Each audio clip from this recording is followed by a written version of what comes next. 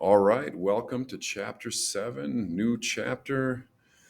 Rational functions, obviously, as you can see there. We'll do kind of like most of our functions that we've done in the past. We'll start with graphing them, we'll do some operations with them, and then usually where we finish, at least the last couple of chapters, have been solving equations involving rational functions. So let's do it. Let's jump in. We're actually going to start, if you're following with the textbook, with lesson 7.2. Kind of shorten it down, trimming it up here a little bit, end of the year. Just a couple things, and we'll touch on a few of the elements that came up in lesson 7.1. So we can kind of just build them into this lesson. So here we go. 7.2. We'll start with what I said before. We're going to graph.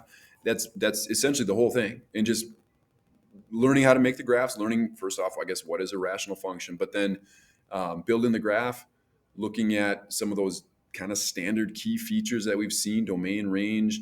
We'll end up with some asymptotes here, like we've seen with a few of our more recent functions. So let's do it.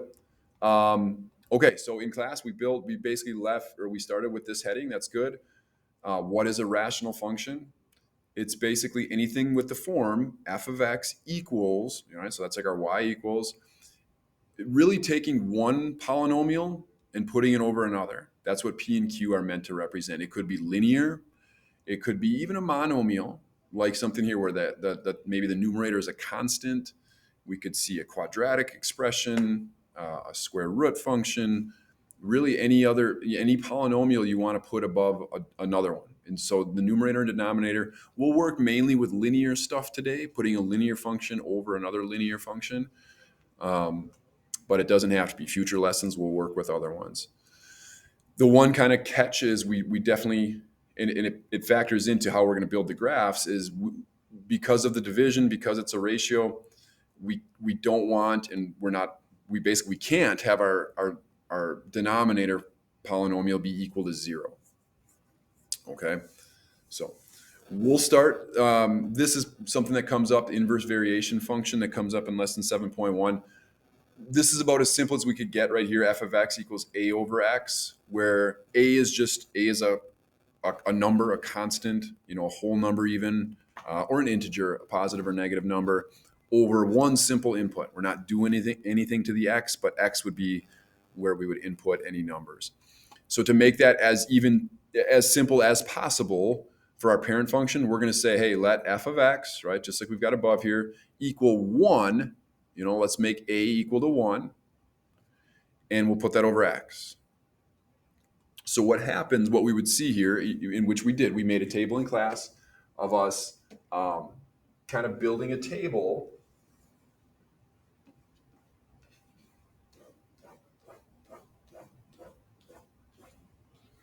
Okay, just building whatever. These end up being a little bit larger on the graphs as far as points that we're plugging in. But essentially, what are we doing? We're plugging in numbers here for x and saying, okay, what's 1 divided by that number?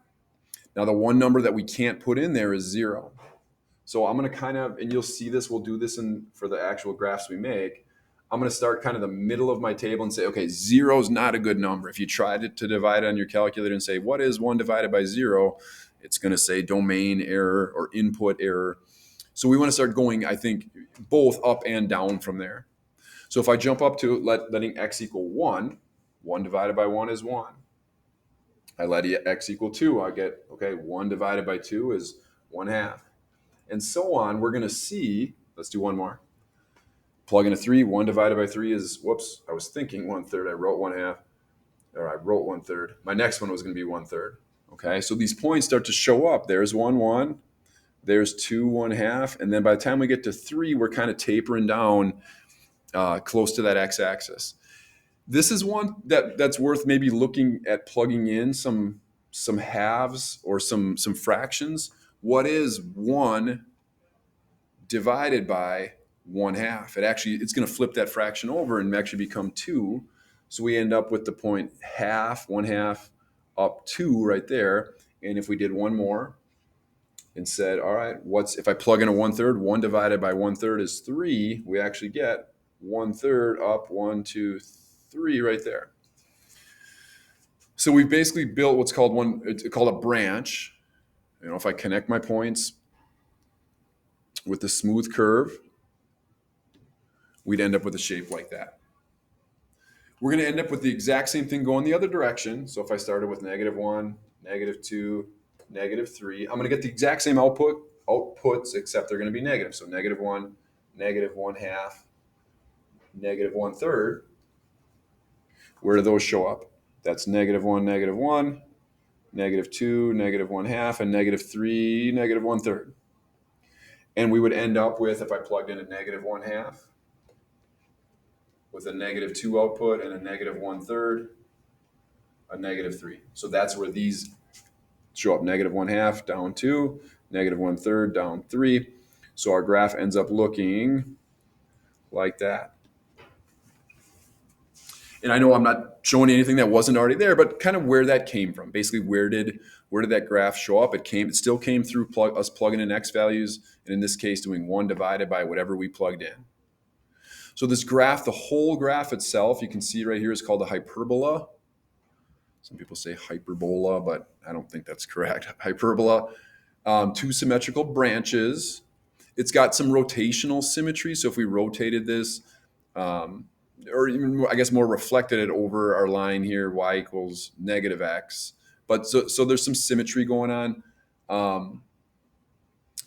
Domain and range and asymptotes. That's the last part we added to our notes in class here. Okay.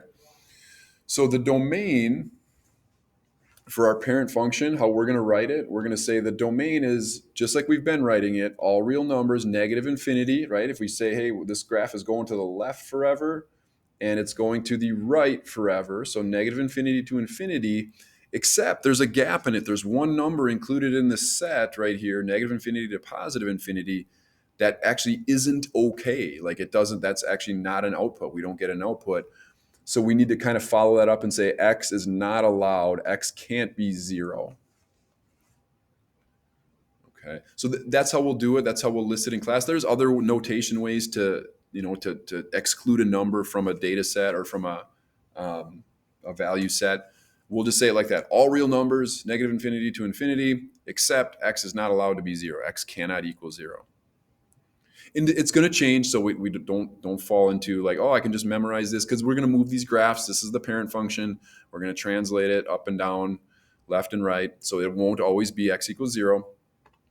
Our range, it's a very similar approach. If I take our normal approach and say, hey, down, what's the lowest value on this graph? Well, that's going down forever. And if I look at the top part of it, I see, hey, that's going up forever. So -infinity to infinity. But because there was a number that we said, nope, you're not allowed to plug in 0 for x, that also means there's a certain number that we can't get out. We can't get an output of 0 either. So this isn't necessarily like y is not allowed to be 0, but we'll never get y equals 0 because we weren't able to plug in x equals 0. Okay. Domain and range. So that's going to be, this part's pretty much going to stay the same. We're going to be all real numbers, except there'll be some excluded numbers potentially that we're taking out of our domain and range. The last part, it talks about it right here.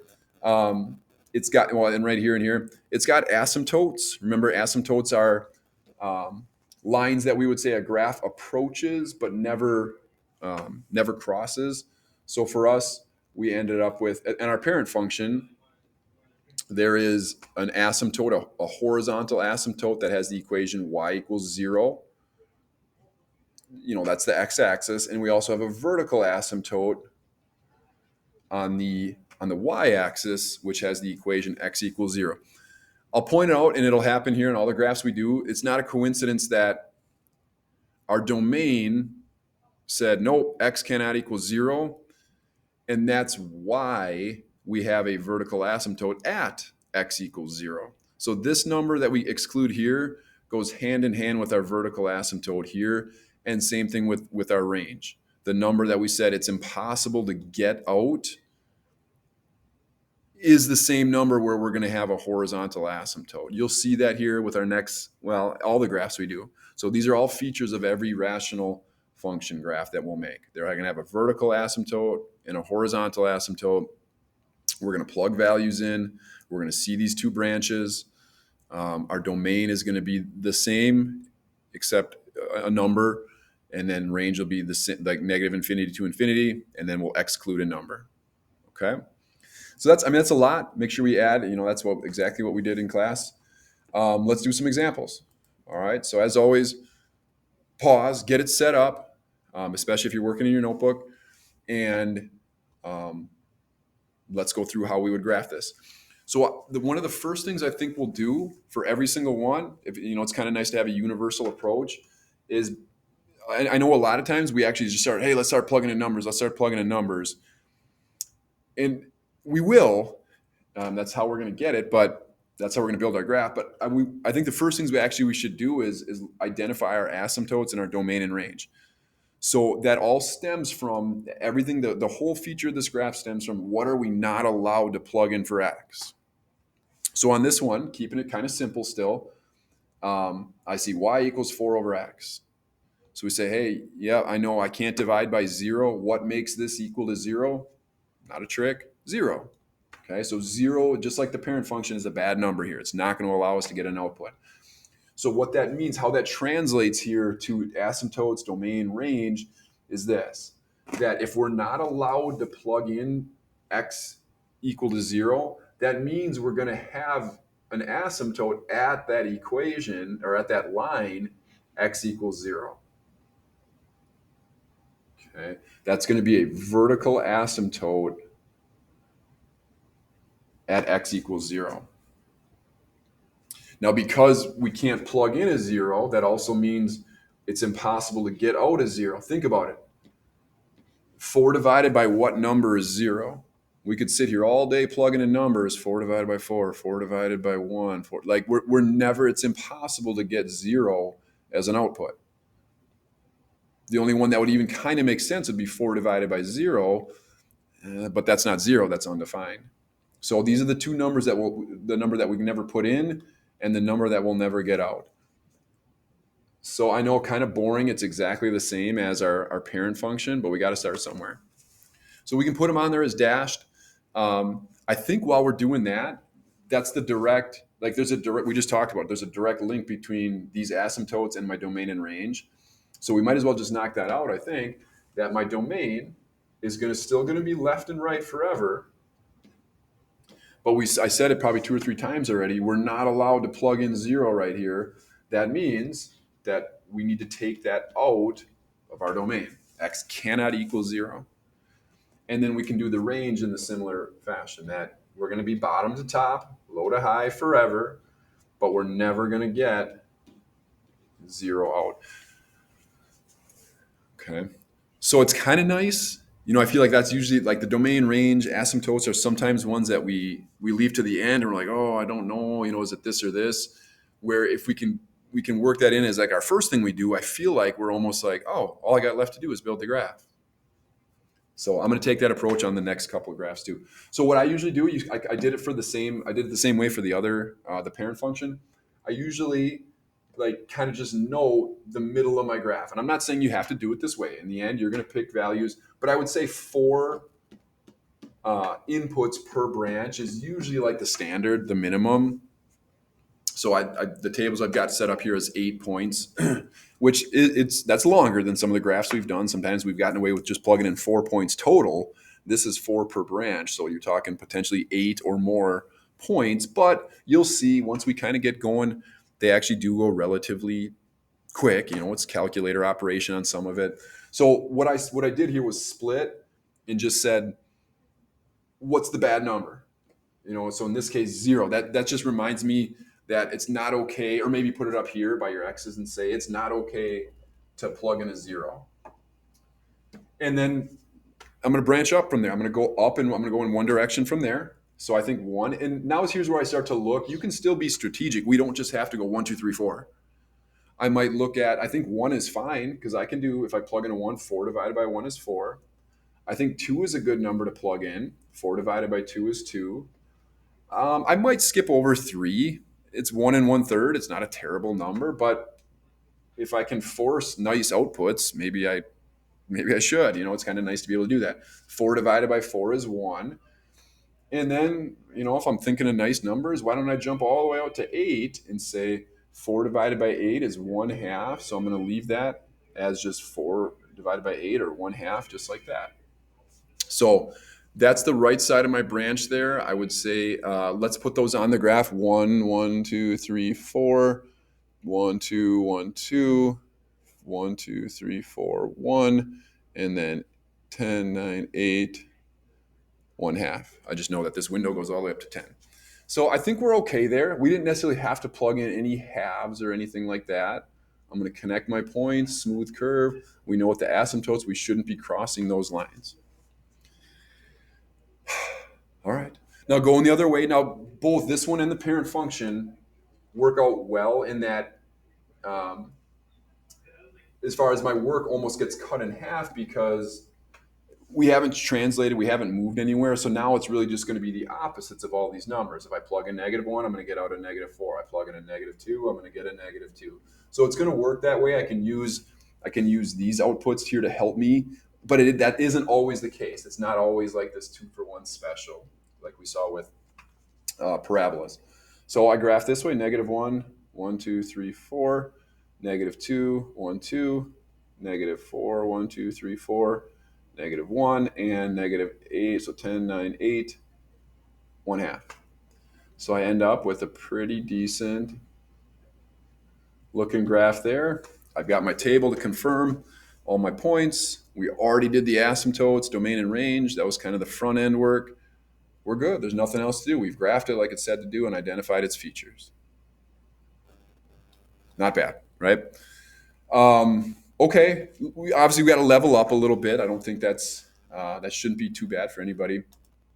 So now what happens when we start to shift things around? Okay, so translating, and we'll build right in here reflections, but we really don't have to do anything different with reflections. I think the hardest part here is just identifying the asymptotes, and which goes hand in hand with the domain and range. Okay, so we set up a heading in our notebook, translating rational functions. The first thing we wrote was this right here. So jot down, this is like your generic y equals a over x minus h plus k. And then everything is built off of that. So what I would say here, well, hopefully these numbers look familiar. We've seen k. That's good old k at the end of at the back end of any function that takes us up or down. And we've seen this h here, kind of attached just to x, which is always going to look backwards. So we kind of summarized here a little bit, but we basically said if I need to graph something that looks like this, I guess I'll finish. What is a? Again, a is just kind of representative of a constant, a number, 1, 2, -5, -10, just some constant integer in the numerator. Okay. The first thing I would do, like we were talking about, would be to identify the asymptotes. So I'm just kind of summarizing what we said in class. Step 1, identify asymptotes. Okay, this is step 1 basically, but we're trying to shorten it up a little bit. And I mean, we did take this note right here. I still think the better way to think about it is, so how do I identify asymptotes? Your vertical asymptote, you could say is x equals h.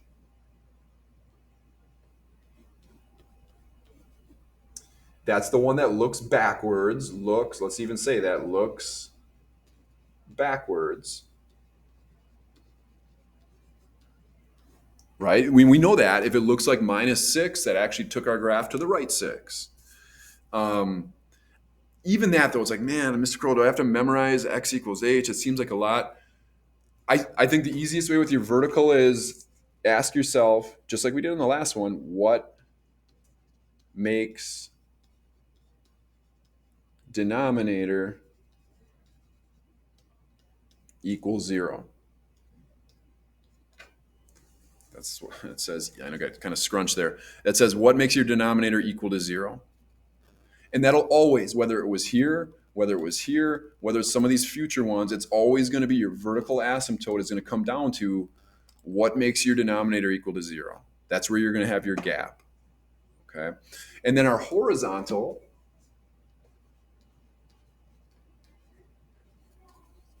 which we can kind of take the same approach. It's going to be, a horizontal line, which is y equals k, right? So anything that's out back, any number that's hanging out back, that one's true. I always say that one's true. Whatever you see is what you get. If it says +5, that means the graph shifted up 5. Yeah. Okay. And from there, I mean, it's everything else kind of stays the same. We're going to build I would say identify your domain and range based on these two numbers, whatever we came up with right here. I'm going to center my graph up based off this vertical asymptote. And then we're going to plug in points to the left and right of that asymptote. So I don't know how much more we need to add there. Draw the two branches. Of course, you're going to do that. So they approach the asymptote. So I think it's just when it gets a little bit more complicated, having some note on how do we identify the asymptotes. So let's take a look at one. That's kind of the next thing. There's really not a ton left. We'll look at one alternate form, and that's it. So obviously more going on here. Graph, right? It's the same setup. That's all I want to do is graph this. Identify the domain and range, identify the asymptotes. But obviously we've got, let's see, new stuff that showed up. It's a different number. Last time it was 4. Now it's -6. We've got stuff going on in the denominator. It's not just x anymore. It's x plus 3. And we've got something going on the back end of it in my k position. I usually start here. Start with that.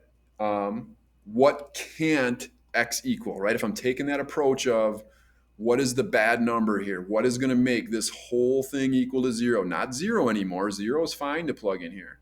What would create a 0 downstairs? And it's not a trick question. It's not meant to be like a super challenging one. It's just that's where we should start. So x is not allowed to be -3. Maybe you want to start with your domain. Sometimes I know people say, I struggle with the asymptote, but I get the domain. So maybe you start here. That left or right is totally fine, except we're not allowed to let x cannot be -3. So based on, saying, there's kind of looking at it saying, yeah, -3 is going to create a 0 down here. I don't like that. So you say, okay, all real numbers left to right, except -3. And then now knowing that, you're going to come up here and say, okay, on my asymptote then, that means we're going to have an asymptote at -3. That'll always work that way. The number that can't go in is why we have an asymptote at that spot. So let's go ahead and put that on there right away. X is equal to 1, 2, 3. So we're going to have a vertical. Whoa, I got a little crazy there. We're going to have a vertical asymptote at x equals -3. And based on the note then, what we said in the last slide was that, okay, range is still going to be all real numbers, except now we're looking in that k position. If I look at this is a +2, we're just how it's going to work out, because we can't plug in a -3, we're not going to be able to get out a +2. So any number that's hanging out in the back here like this, if there was no number hanging out in the back, what would be my horizontal asymptote? It'd be 0. Okay, so whether I see something there or not, whatever's out back still tells me where the horizontal asymptote is. Okay, and then last part of the setup work is, all right, that means because we can't get out a 2, we're going to have a horizontal asymptote at y equals 2. So that would be the last setup part that I would say we should put to the graph. Okay, so this is basically like the new center of our graph. This T here, this intersection. We've taken the x and y axis on some level and just said, hey, you know what? Let's move you up and to the left here, 2 and 3 units. All right. So now as far as plugging points in goes, that I feel like that's one of the top questions I get is, because right now I've got an idea in mind of some numbers that I think would be good to plug in here, but I always get like, well, how do you know what numbers to plug in? I mean, I would say for sure we definitely can't plug in a -3. We know that, right? It's not allowed. It literally says do not let x equal -3. So I would still set up that as like, okay, we're going to be on both sides of that. That equates to like this right here. All right, so my table kind of mirrors my graph. And then just let's bump up from there. So if you just want to go -2, like going up from here, -2, -1, 0, and 1, there's nothing wrong with that. And I think actually a lot of those are going to be pretty good. Like if you plug in a -2 here, you got to do all this stuff to it. Make sure you don't just take my word for this. I've seen people just try to plug numbers in. It can kind of be complicated because you're adding, you're dividing, you're adding again. But you should see that, if and I'll just talk through the one here. If you plug in a -2, what's going to happen? You're going to go -2 plus 3, which is 1. -6 divided by 1 is -6, and -6 plus 2 is -4. So if you want to try to force good numbers, which you can, and not every instance, we'll see the next one, it's a little bit harder to tell. But I'm looking for basically to create numbers that I can 6 divided by nice numbers down here. 6 divided by 1 was nice. 6 divided by 2 is going to be nice. 6 divided by 3 is nice. So I would jump up to probably -1. 0 is good. And I'm actually going to jump to 3. Why 3? Because 3 plus 3 is 6. And I can do -6 divided by 6.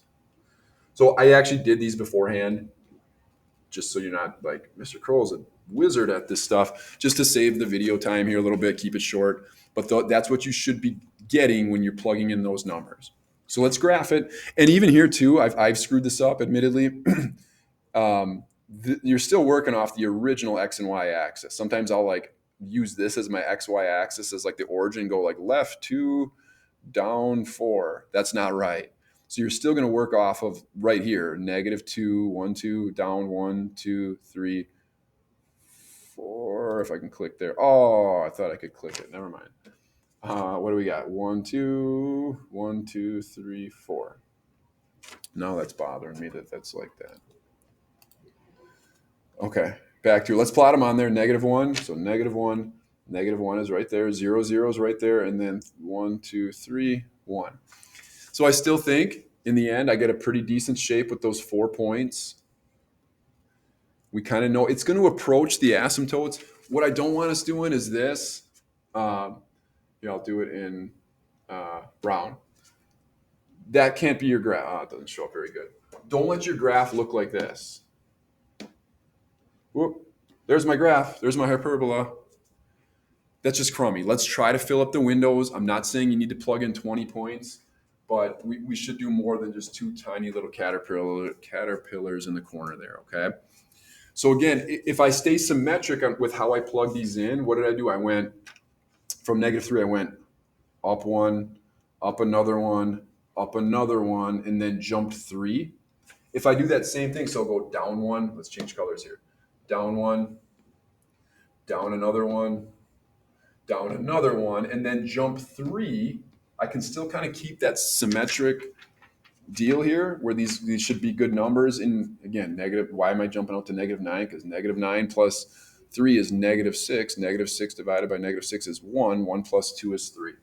So you should be getting these values here when you plug those in. Please, please, please make sure you're getting that practice with those and not just taking my word for it. Let's finish it. 1, 2, 3, 4, up, 10, 9, 8. Should be right there. -5.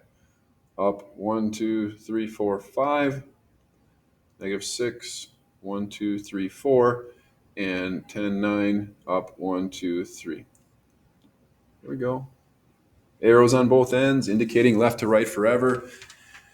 And it's kind of nice to be done. We did all the pre-work. Asymptotes are done. Those are the first thing we started with, basically, or the domain range. All right, so that is this lesson as far as just building the graph. So we got one more thing to talk about, but the whole lesson is asymptotes, domain range, and then the ability to build the graph. That's it. Last note that we should be taking, and then we'll do two examples. One graph, one example. So there is a different form that we'll look at that I'll ask you to graph. It's essentially kind of the form where we take 2 linear functions and put them over each other. So this is in our old, like, if you kind of just covered up, let's see, can I do it here?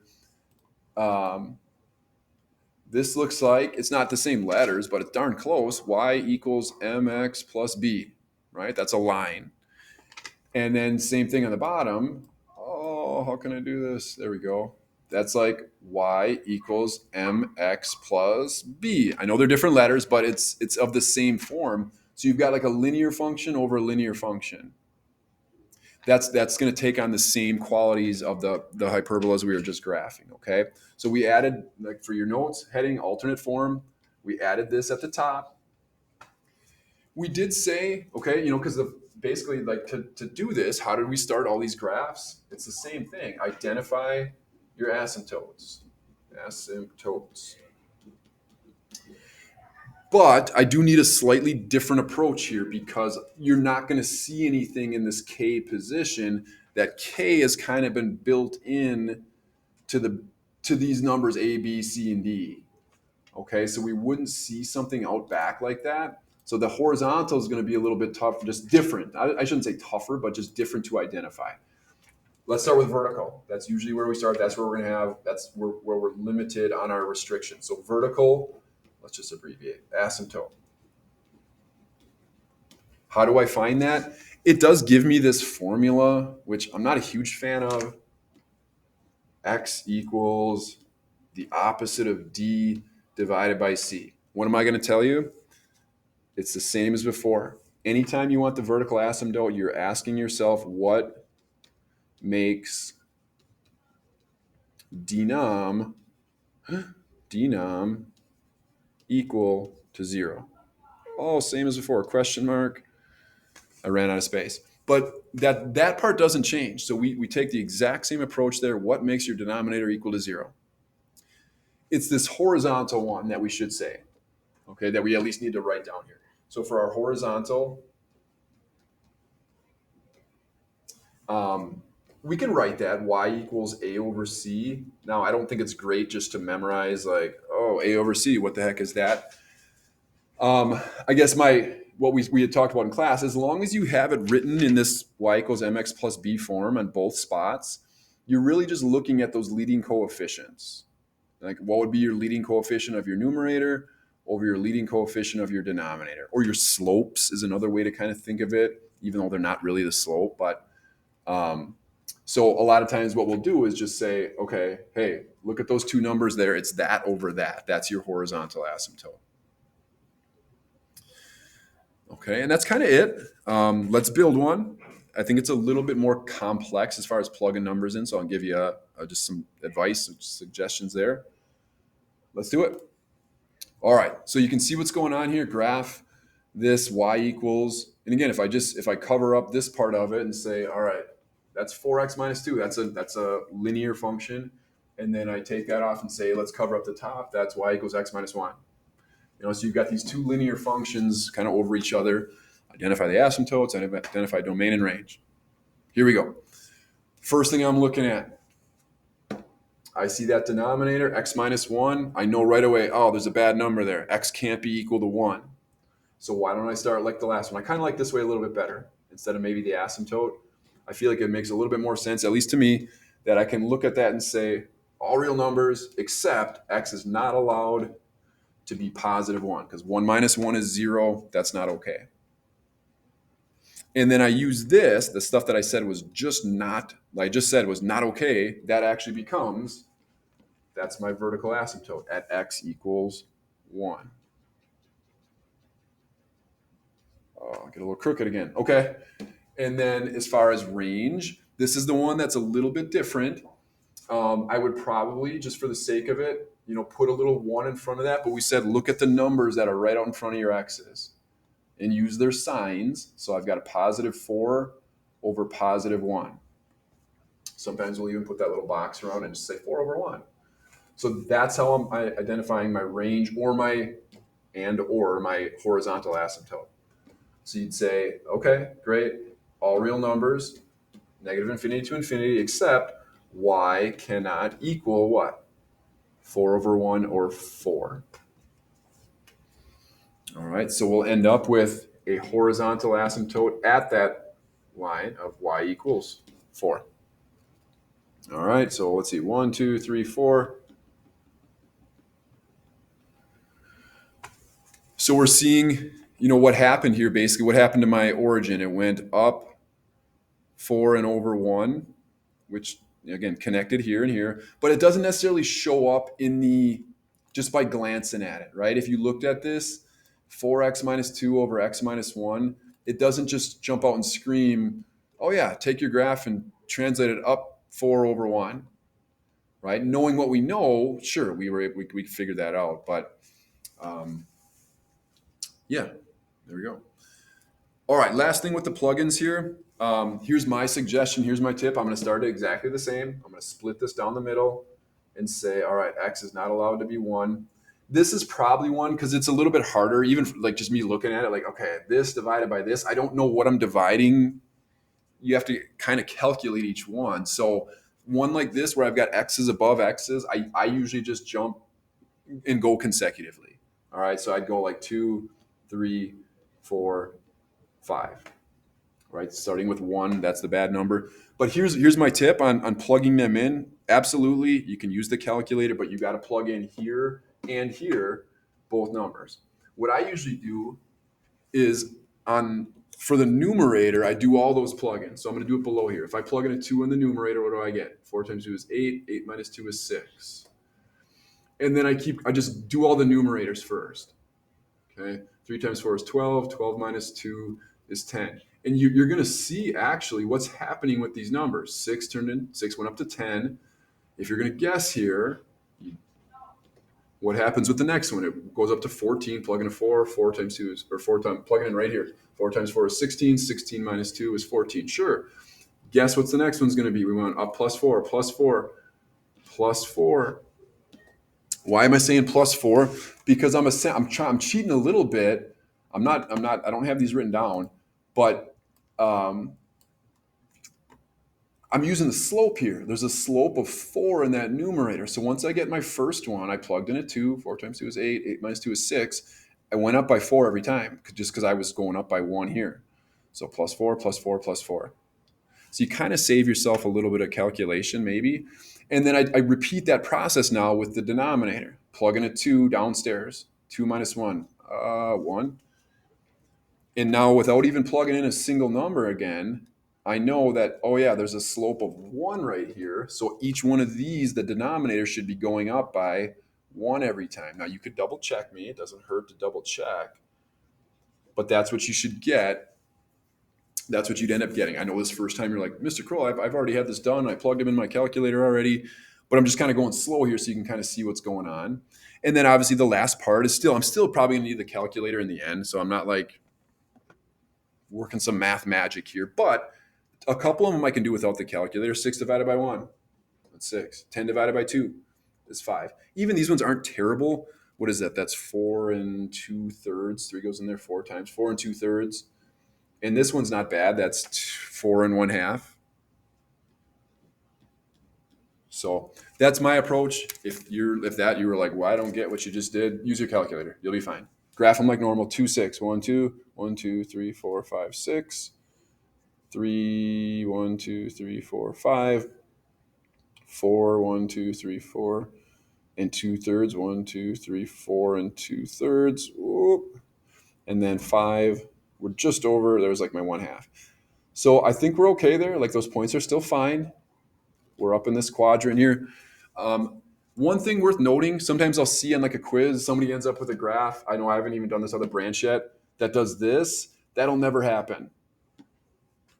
Right? If that happens to you, something got screwed up with how you were plugging your points in, because we're always going to be kind of opposite corners, if you want to think of it that way. So this one I know is going to be down here. Obviously, I've got the table to fill in, but just kind of like a built-in check there. All right, going the other way. So now I'm going to do the same thing. I'm going to jump. I'm going to skip over 1, but I'm going to go to 0, -1, -2, and -3.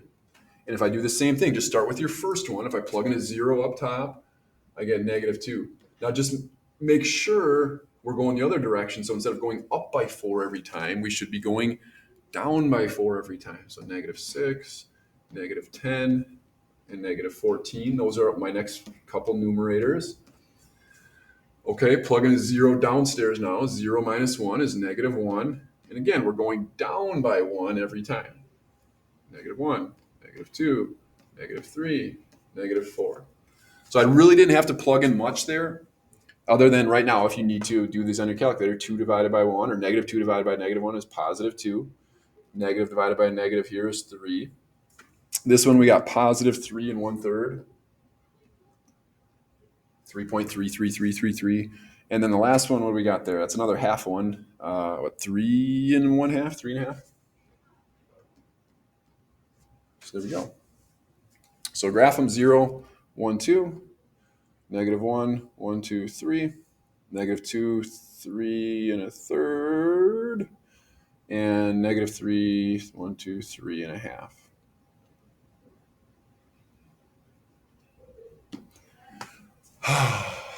There we go. So slightly different approach, but still in the end, it's all the same. The graph looks the same. The asymptotes look the same. How we identified them was slightly different here. The vertical never changes. What makes your denominator equal to 0? That's like the premise of the entire lesson. Last one, I threw one on here just without doing the whole thing, just kind of that first initial part. Take a second, pause it here, jot down the example.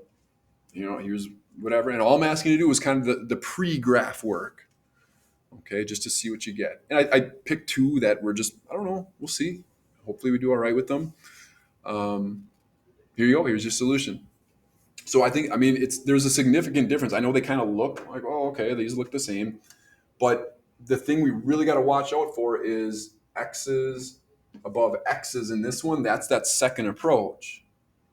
Versus this one where it's just a constant in the numerator. So like 2 different approaches, mainly with the horizontal asymptote. Okay. So if I look at so let's start with A.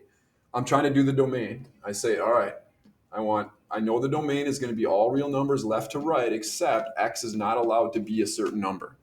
What's that certain number? This one can kind of be tricky. You might actually want to set that denominator equal to 0 and say, okay, well, what value of x makes this equal to 0? Just because of this negative being out front there. I think if this wasn't here, we'd be able to look at it and say, oh yeah, 2 minus 2 is 0, so x can't equal 2. It's actually the opposite of that. So you're going to get negative 2. I would add a 2 to both sides here, and then divide by negative 1 or multiply by negative 1 to get x equals negative 2. So it's just slow down and just be careful, because obviously that's gonna. I've seen people, if your asymptote's in the wrong spot, you get these weird looking graphs that cross the asymptote and just different stuff like that. So now that means my asymptote is going to be at x equals negative 2. Keep my colors the same here. We know our range is going to be all real numbers, except where am I looking for this one? Not out back, but in the front here. Negative 2 over negative 1, which again, use the signs to help you. Negative 2 divided by negative 1 is positive 2. So that's going to be my number that I can't get out. That's where we're going to have our horizontal asymptote. And then obviously from there, we would build the graph. We'd start left and right of negative 2. With part B, just make sure. I see a lot of people for the domain. That's one that I would think we could jump on and just say, yep, absolutely. Negative infinity to infinity is okay, except we're not allowed, x is not allowed to be 1, right? Because 1 minus 1 is 0, and we can't have that. That's going to associate with a vertical asymptote at x equals 1. It's the second part, though. I saw, and I know in class when we do it, there's a lot of people that say, oh, yeah, no problem, 1 over 1. So your range, 1 is the number you can't get out. But it's a totally different form than this first one. I can't do that. I'd have to look at that k value and say, all right, my range is going to be all real numbers, except y is never going to get output of 5 there. And when you look at it, like, oh, of course. But I know for a fact that one gets screwed up a lot. We're going to have a horizontal asymptote at y equals 5. All right. So kind of simple, I think. There's a lot of stuff getting thrown at you as far as different forms and new functions and stuff like that.